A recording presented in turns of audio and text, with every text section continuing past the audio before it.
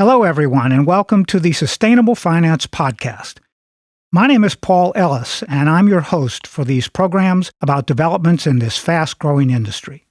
The Climate Bonds Initiative has identified 5 hallmarks of a credible climate mitigation transition for companies. Today, the Sustainable Finance Podcast is fortunate to have Sean Kidney, CEO at the Climate Bonds Initiative, as our guest to update our followers on how companies are using these hallmarks and what climate mitigation action investors and their financial advisors can expect from companies in various sectors of the global economy between now and 2030. We're also going to talk about what choices investors can make to support companies in achieving their net zero near-term objectives. Sean will join us in a moment, but first I want to say a few words about our sponsor. If you're tuning into this podcast, then you already understand the crucial role that finance plays in the transition to a sustainable future. With the right individuals leading the way in top companies, sustainability becomes more than just a buzzword. That's why we're excited to have Acre as our sponsor. As a world-leading sustainability search and recruitment company, Acre enables organizations to create real change by embedding and developing purpose-driven people in their teams. Visit the Acre website to learn more about their latest opportunities or to get in touch about building your perfect team. Hello, Sean, and welcome to the Sustainable Finance Podcast. Paul, thank you for having me on. Yes, we've been trying to set this up for some time, haven't we? We have. Stuff gets in the way, doesn't it? Yeah, well, listen, it's good that you're as busy as you are, putting the good word out about the Climate Bonds Initiative. So let's begin today, by the way, by level setting for our audience what the Climate Bonds Initiative is referring to when discussing or proposing policy related to any company's climate mitigation transition. Sure. Look, we have, the problem, your listeners know the problem. We have this vast challenge. The way I frame the challenge, putting aside the environmental stuff, existential risk facing us as a species if we don't address this challenge, let alone the, let's call it, traumatic impact on people's lives that we're inflicting on our own people as a result of not just addressing this challenge quickly enough, is we have to shift the global economy to a sustainable fashion in double quick time. This is going to make the mobilization after Pearl Harbor in the US look like child's play.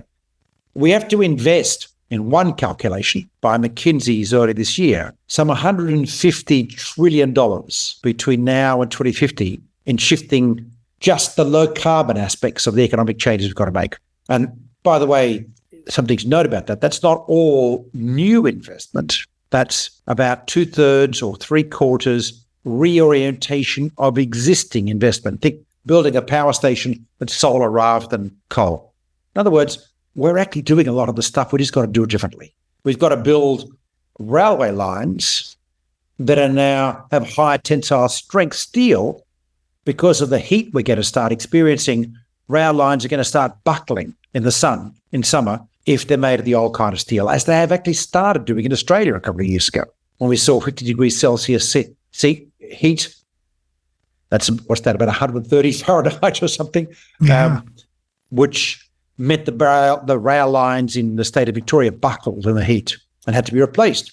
That's a cost we want to avoid, right? This kind of remediation costs are expensive. So there's a reason to get our procurement requirements right, make this transition. And then there's a high capex penalty as for some investments, because those solar investments we made are much higher capital upfront, much lower operating costs, and they last a long time. We save a lot of money, but we've got to find the capital upfront that it compared to a gas plant or a coal plant. So, and capital costs count. So that's the challenge we have to do. If we can make this transition, which has been mapped out by many organizations, from McKinsey to the New Climate Economy to various economic organizations, even the IMF has dabbled in this. If we make this transition, we build a world that we can live in. That's one. It's not going to solve climate change because climate change is now baked in. We've been so late to the party. We're going to see incredible heat coming forward, etc., floods, droughts, and other things.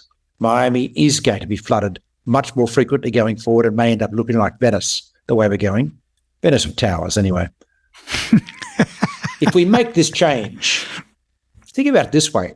Investing $150 trillion, even if only $15 trillion is new, this is the biggest stimulus the world has ever seen.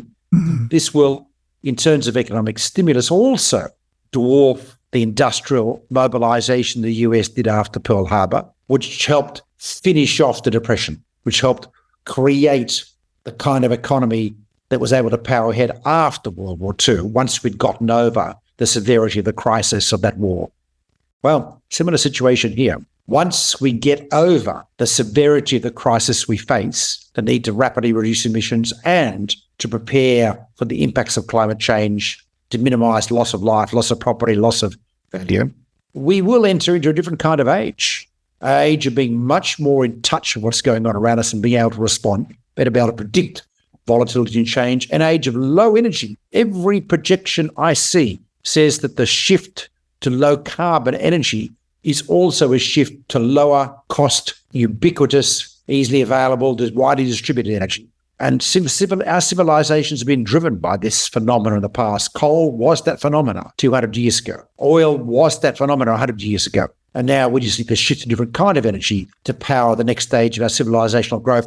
There's a lot of positive things about this. Now, that's what we're on about. We're on about making sure that capital shifts fast, not slowly, quickly, because we have to do it very quickly. If we miss a window, think of this as you have to catch the train. If you miss the train, you're stuck at home for the night, the week, forever in our case. If we catch this train, we're on a train to a better future for our kids, a future that we can feel we can leave them with some pride without and not be embarrassed by it, not being depressed about it. So what have we got to do? We've got to move capital. The capital actually is there. That's the good news. Like, we're lucky at the moment in this history. We have more capital on the planet than ever before in history. It's incredible. How lucky are we? Yeah, it's really true. Chunks of this capital are in things like negative interest rate Japanese and German government bonds, negative interest rates. So you think, whoa, we've got stuff to redeploy. We just got to move it to things that are more productive and give us a future. That's kind of the job. And that will require corporates to start planning to absorb this preferential capital. And by the way, it's proven that the capital wants green because it broke this little thing called a green bonds market. It's gone since we started from $2 billion outstanding to $4 trillion outstanding now. And it continues to grow, So there's proof of concept. We now need everyone to get on the train. Okay, well, listen, in September of 2022, the Climate Bonds Initiative published a paper entitled Transition Finance for Transforming Companies.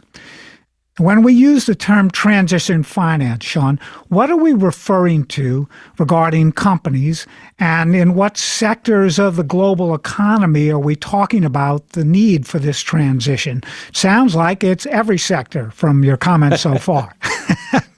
Well, Paul, the tough truth, it is tough, is that we do need to transition pretty well everything you can think of. Clearly, energy sector, we all know about that. Transport sector, but it applies to agricultural sector, which is transition to low carbon, to sustainable, and to resilient. In a world of seesawing between drought and flood and heat, we've got to plant different crops. Already the crop zones are shifting quite rapidly. In 30 years' time, there's some people who are saying maize won't be able to be grown in Mexico, which is where maize came from because of the changes of climate. We've got to prepare. We have more predictive capacity now than we've ever had in history, and it's only getting better. We're going into volatility, but we've got a pretty good idea of what the volatility is going to be like and where it's going to be. It can't be perfect, but you've got some ideas, which means you've got enough to prepare. We also have increasing predictive power, satellite coverage. We're able to track and monitor things like the dryness of soils and therefore the water absorption of soils, which therefore means the extent to which those soils will reflect water into floods versus absorb it. Hey, this is cool. This is really cool stuff. You add that with a bit of artificial intelligence, looking at 40 years of history, you can sort of see how we can get the tools to manage the crazy volatility we're going into. This is a sector we have to invest in so we can transition to a new way of being. The property sector has to transition to becoming very low carbon and heat resilient, because we're now going to get severe heat incidences across the world, which is likely to see large-scale loss of life in some areas unless we prepare fast. We need to transition, of course, in industry, steel, chemicals, these things, and cement. These things actually are major contributors to emissions globally. Like those three things alone represent something like 20% of all emissions. So we've got to actually do a lot. The idea of transition is becoming green. The first part, the most urgent part of the transition, is high carbon to low carbon. We need to stop emitting fast to buy ourselves time. The second part of the transition is to become resilient, to be able to prepare things so we can survive the madness of what weather's going to be like, and what, as a result of that, the economy, the society we live in is going to be like, how things are going to really shift around, because it's just going to get tough. And when it gets tough, well, the last time we had severe climate change, this planet was the 1600s. We did actually have 2 degrees cooling, according to researchers at Stanford. They now tell us that the reason we had the 2 degrees cooling is that so many American Indians died in the 1500s from the release of smallpox and measles by white folk deliberately and inadvertently. At 95% of all American Indians died in that 150-year period after white men arrived. It was extraordinary loss of life. The regrowth in forest cover in the Amazon and in Central America was so we now know from tree rings, so huge, it sucked carbon out of the atmosphere. It's kind of hopeful if you try to look at reforestation as a solution, will be out one of the solutions now. And it cooled the planet, and then led to feedback loops and so on. That cooling of the planet by 2 degrees in the 1600s is remembered by historians as a century of war, pandemic, and famine. That's actually how we experience climate change. Crops fail for a couple of years in a row. You get famines. That is either exacerbated or triggers war. We had the 30-year war in Germany, where 50% of the whole population of Germany was killed in old-fashioned warfare, knives and the like. We saw the plague come through a couple of times. This happened around the world. This wasn't just Europe. This was in all across Asia and Africa as well. And we lost a third of the world's population that century, a third of the world's population. Folks, we've got a recent history example of what actually happens. You can see why we need to transition, to repair, to this is not necessary. We messed it up. And there's a little bit of example of how to do it. One country that we know of in history books in the 1600s that survived quite well. That was Japan. And the beginning of that century, the Tokugawa regime came to power and centralized the economy.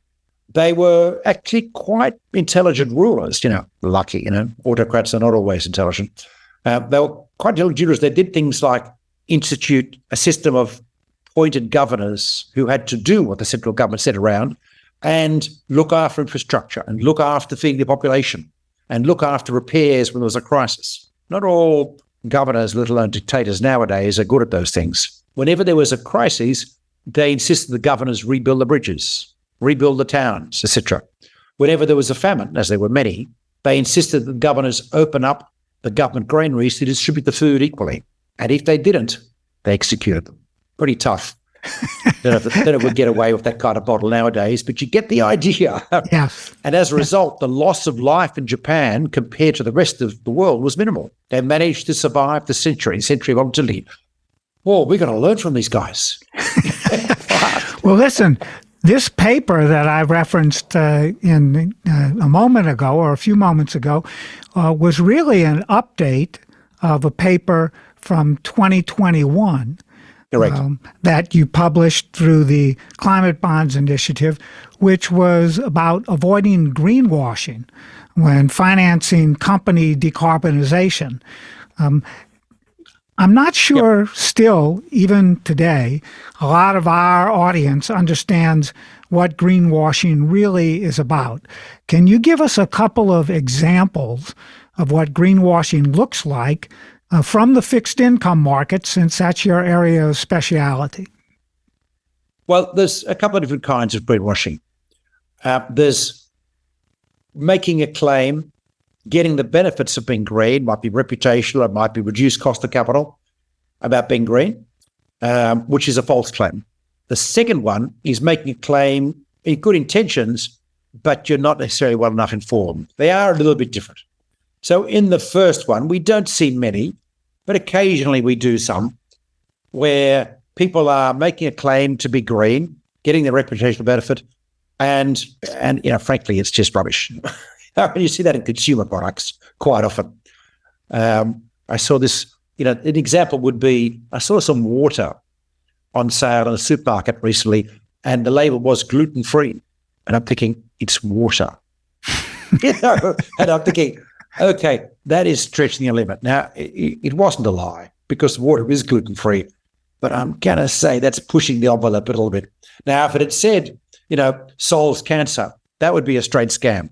And, we have seen some stuff like that in consumer affairs. That's why we have consumer affairs departments around the world now, protecting citizens against lies like this. But that in our area has been, luckily, pretty poor. Where we've seen the problem has been claims about the benefits which are not necessarily backed up by the science. Now, I'm going to put that down as being ill-informed. Some of our listeners might think people are pushing the envelope further than that, but to give the benefit of the doubt, because people have been reasonably honest now. We've got, good disclosure, good transparency. The practice in the green and climate bonds market has been to get an independent review and so on.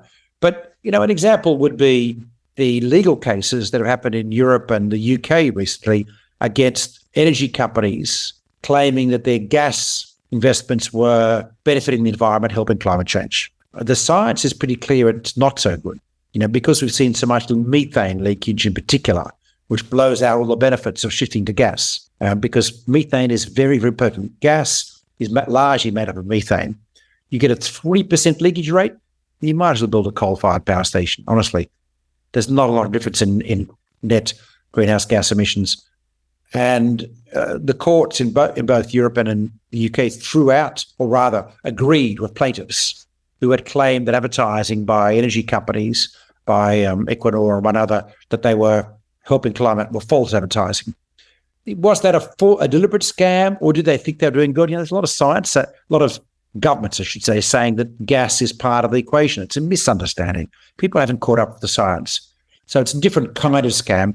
It's a sort of scam, let's face it, but it's not as severe because at least they're being honest about it. In the green bonds market, we do a lot of work to educate investors, to educate issuers and governments about what the science is saying now. We publish what's called taxonomies of sustainable finance as guidance for what qualifies. And there are a whole lot of areas where people are frankly totally ignorant. In agriculture, very few companies, let alone investors, have a clue about what's the right kind of agriculture, and not got a whole team working on that. But, one clue, it's got to at least maintain carbon stocks. And ideally, it's got to improve them. That's just like a minimal line. Some agriculture doesn't. Maize, I mentioned to you before, has another problem, is that it's not very good for carbon maintenance in soils. It actually reduces the carbon stocks. Whereas other crops, a good example is quinoa, which is a Peruvian food crop, which is very popular amongst young people at the moment. Don't like it myself, but it's really good for carbon. It fixes carbon in the soil. You just got to mix it with the right things, Sean. I eat it all the time. There you go. Well, you're on the right side of the angels. Well, listen, here's the next question I wanted to ask you is about the conferences and the events that you do on a regular basis through the Climate Bonds Initiative. In fact, you've done one recently during Climate Week in New York, and you've got your global conference coming up in London on November 9th and 10th. What can you tell our followers about the investor and asset manager focus around climate bonds that you're encountering when you speak with people at these gatherings? Sure. The themes of the conference are the ready, set, transition. You sort of get the idea of this podcast. I'm going to say that amongst global investors, there is incredible appetite for green solutions because they understand they've got a long-term risk to their portfolios now. Mm-hmm. And they need to do something, but they've still got to get short-term returns. And what we've done with the green and climate bond market is create an instrument which does both. It is equivalent to what you can get as short-term returns. You know, it's not necessarily better, but it's not worse. You can swap it in and out without anyone noticing, but it also, as a bonus feature, addresses the long-term risk in terms of shifting investment towards climate. And demand is unquestionable. I have not been to any country in the last year where supply is not the problem. Actually, there's no shortage of investors everywhere. And that applies to the US, to Europe, to Japan, to China, to India, to Brazil, to South Africa. It's all about generating things that people can invest in that can do this wonderful thing of allowing them to earn a return to pay our pensions or retire. They've got a fiduciary duty, but also address the long-term risk of climate change. And transition is the central part of that. And so at our conferences, I get everyone from asset owners like Caisse de Dépôt in Quebec to big fund managers like BlackRock or Fidelity saying, where can we get more of these things? Who's doing what? What's the future look like? You know, how many governments or corporations or cities are coming to market these things? We want them for two reasons. We want them because the demand by investors to be doing well by doing good, right? What's not to like about it is enormous. And also, we like the signaling aspect because in terms of our other investments, our equity investments or whatever, we're kind of looking for companies that are ahead of the curve, that are riding the wave of change rather than being swamped by the wave of change. And green bonds issuance are a good signal because it means you're doing something. It means you've got your act together. So that's, it's not perfect, but it's a good clue as to where to look. So the equity side is using the bond issuance side as a guide to where to rethink their investment strategies. The demand is incredible. So I spend all of my time now talking to people about the need to come to market and to issue. And these are the reasons why it's growing so fast. And that's what we hear at our conferences. People want to know the detail. They want to know, well, so what do I do in agriculture? How do I do that? An issuer wants to know, will my portfolio work in this area? And we need to bring the science to bear. So this is what the science says. What about the steel sector? What kind of steel investments qualify? Well, this was really good investments in the US now, which are green steel investments. They're actually coming around. Fantastic. And that'll help reduce global emissions quite significantly. But people need to understand, what does it mean if I'm relining a blast furnace and making it a bit more efficient? Does that count? No. You've got to move towards hydrogen or electric arc furnace, et cetera, et cetera. Does rail count? I remember one investor saying, but rail's dirty. How does this qualify? It's low carbon. It's electric, especially if it's electric rail. Then it absolutely qualifies. Get trucks off the road unless they're electric trucks. But even then, the resource efficiency of rail is so much better, et cetera, et cetera. So people are looking for guidance, which is such a better place to be than it was, let's say, 5 years ago or 10 years ago, where people were saying, why is this important to me?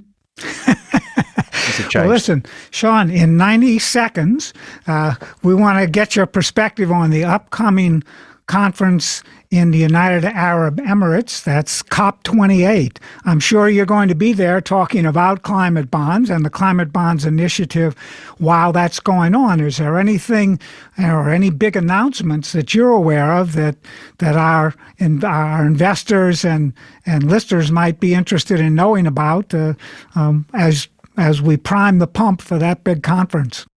Sure. Look, there's a lot of announcements coming through about dedicated funds to invest in things like clean energy or resilience investments.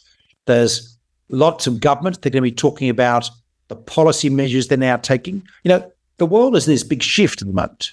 We've got all the major governments of the developed countries looking at policies to achieve very tough 2030 targets. It's only a few short years away. They're doing it. That's why the IRA, or what the IRA is doing in the US, but also the Repower EU program in Europe, or the Green Transformation Program in Japan, and so on. These things are a big deal. We're talking about, trillions of dollars being mobilized and encouraged by governments. The changes happen. the tsunami, and you can hear a lot about that at the COP, about the nature of the tsunami of change coming through the global economic system. That's what counts. I'm not worried about the UN discussions. That will be useful, but is a slow burn. And much more interested in the statements that are coming to market at the COP from governments, from development banks. The World Bank has got some big announcements that are coming through, working in collaboration of other development banks, which is great, and the kind of investment funds that are being announced. That's where I'm looking. And it'll be interesting. Now, let's put aside the background. It's a oil and gas state. But even in the UAE, it's fascinating how the government is now embracing a green transition. And in Saudi, they're building the world's largest clean energy plants and green hydrogen plants. They're going to keep pumping oil. I wish they'd stop, but that's not going to stop in the short term. They're the cheapest provider in the world. But the Saudi oil minister said a few years ago, by 2050, Saudi will be primarily a clean energy exporter and only in a small way an oil exporter. Whoa. This COP will really bring that to the fore. Sean, I've done a couple of programs in the last year with asset managers in the Middle East and sustainable investors in the Middle East, and they are saying the same thing that you're saying right now, is that those governments and governments all over the world that are going to be attending COP28 are really focusing on the need for change and doing something about it, putting capital to work. So that's good news, and we'll be tuning in to what's coming out of COP28, and maybe we'll see some kind of clip of you talking to folks there while the conference is going on. In the meantime, where online can our listeners learn more about the Climate Bonds Initiative, and how can they get in touch with you with questions that they have about the topics that we've discussed in today's episode? Of course. We have a YouTube channel. Just search for Climate Bonds Initiative or my name, Sean Kidney. Our website is climatebonds.net. And you can always contact me at the name showing on my screen, sean.kidney@climatebonds.net. Feel free, or you can submit a question via our website if you forget the email address. We're easy to find. You search for Climate Bonds, we're all over the internet. Please do engage. Tons of reports in our websites if you're interested in getting the detail. Lots of data, lots of ideas too. Look at the 101 ideas for policymakers, for example. But whatever you do, we have to run to make this change. Run, don't walk.